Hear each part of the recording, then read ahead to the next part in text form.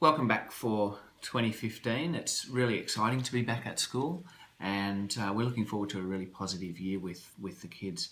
One of the main focuses for us is about strengthening partnerships with you guys, our community. As teachers, we hold a really privileged position, being able to share in your children's lives. We're seen as significant adults to a lot of them, and that's just a wonderful thing. And we take that really, really seriously. And all the decisions that we make for our school, the decisions about the whole school, we do take a whole lot of care with those decisions, a lot of discussion and a lot of time. And I think the vision that we have for our fantastic school is about nurturing personal growth through inspired learning. And it's something that we're really passionate about, something that we're talking a lot about. And I think from your perspective, just the idea that we want to create confident, successful, inspired learners is really driving a lot of the decisions that we're making at the moment. Now, we've formed classes for the year, and it's an exciting time for the children. They love finding out who the new teacher is, who the other kids, which friends are with them, which friends are next door, all those sorts of things. And, there's tears and there's upset and there's happiness and there's all those emotions because it's such a change for small people. It's a really big change in their lives because, their class is their life for this year. Look, the growth in the school is something that we expect, and we expect it to continue. Our school's got a fantastic reputation in the local area. A lot of people want to come to our school, and the staged class structure that we've gone with this year is really being driven by those numbers, by the changes in numbers. We've gone from 22 to 24 classes this year. And look, we had stage 3 classes for the last couple of years, and they've been a really successful thing. It gives us a few more options, I think, with where we place students and teachers. The numbers this year just were not a good fit for normal graded classes.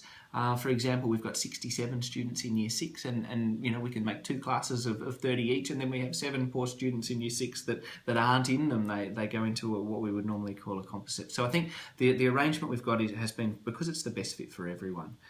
So what's the difference between a composite and a staged class? Well, I suppose the simple answer is nothing. It's just a name. We've just called them Stage 1, whatever the name is, and instead of 1, 2. So it's just a name more than anything else. The teaching will be the same. And look, the New South Wales curriculum is organised in a staged format anyway. So it doesn't change the way that we teach in the classroom. Year 3 and Year 4 have the same content that they learn anyway because it's part of that stage of content. And things like English and maths, we don't teach even in stages anyway. We teach individual students according to their need, and we want to meet them at their challenge level. So whatever that next thing that student needs to learn in number, in maths, well, that's what they need to learn. And the teacher, spends a lot of time finding out what do they already know, which group can I put them in the class now so that group of students can all learn that next thing for them.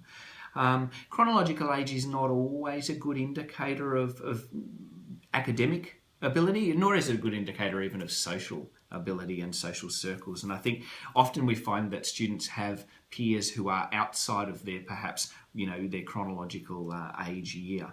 So it's great at times to provide them with broadening friendship groups. So within for instance, a stage 2 class, there would be Year 3 students and Year 4 students, and some of our Year 4s find themselves being friends with the Year 3s, and perhaps even better than they were with the other Year 4s, and that's just a natural sort of thing.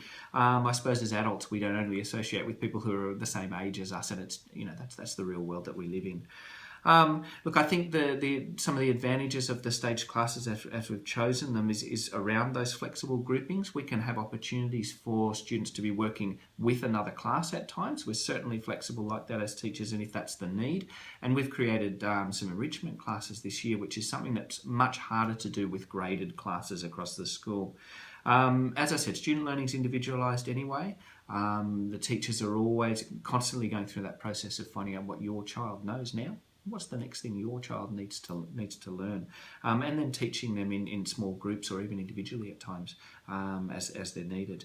The model we've chosen also offers us a bit of future flexibility across the year. The last thing we would like to do is in a term's time say to you, we've grown again and we need to now restructure the entire school. That's a really messy business, and so we've chosen this structure to allow us to perhaps grow in just stage 1 or just in stage 2 if that's what happens, and perhaps the majority of students across the school will be unaffected by any changes like that.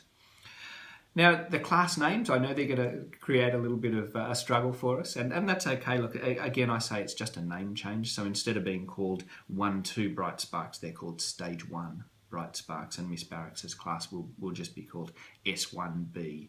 So when you see that, that's what it means. S1B is just Stage 1B.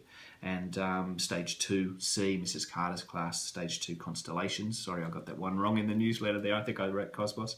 And Stage 3 Beetlejuice is Mrs. Black's class. So look, in the end, it all boils down to, I suppose, us trying to connect better with you guys, us trying to communicate what we're doing a little bit better with you guys. What our number one priority is to make sure that your child is learning as well as they can. And, individualising that learning is the way that we're doing that.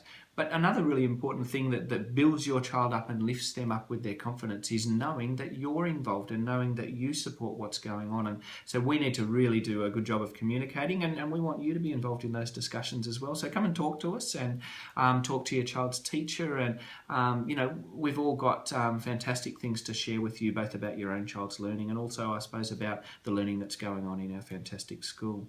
So thanks for your time, and I hope that's explained a few things to you. Again, I say, if you've got questions, please come and ask. We're more than happy to have a conversation.